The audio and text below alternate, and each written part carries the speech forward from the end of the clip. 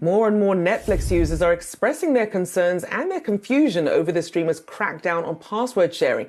Yahoo Finance's Alexandra Canal has the details. We know there's been a lot of back and forth online about this.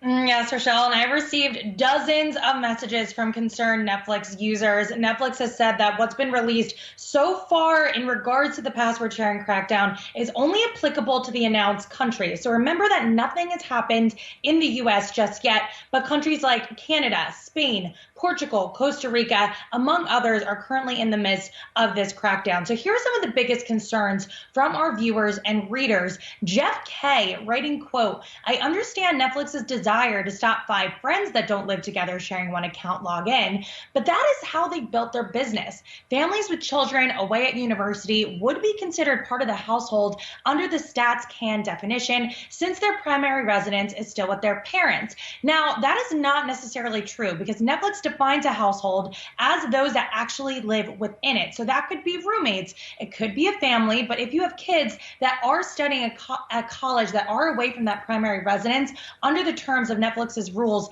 in Canada, where this viewer is from, that child would have to pay for a separate account, or the primary account holder could add up to 2 outside members for an extra $7.99 Canadian dollars a month per person. Another concern here came from Eric W. He wrote, quote, "I stay at 3 other locations besides my home each month. This Netflix agreement is reducing my livelihood and subjecting me to hardship.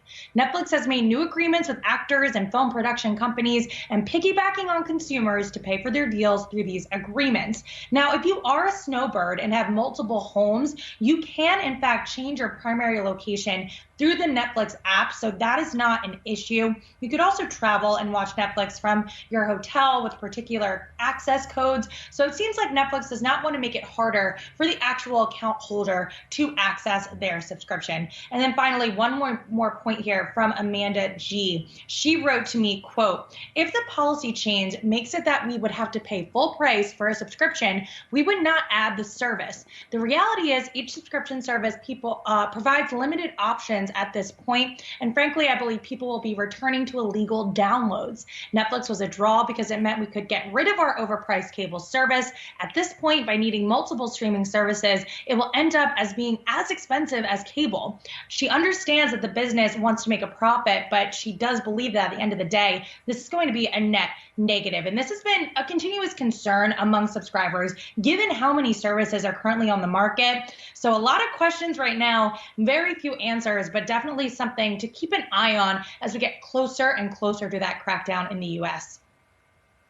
It'll be interesting to see how Netflix reacts to the results that they've seen in the backlash already before it even gets to the US, to see if they make any changes or if they just go ahead and roll out with this. But a lot of people still have questions. And thank you for answering all of those for us there. Ali Canal, thanks so much.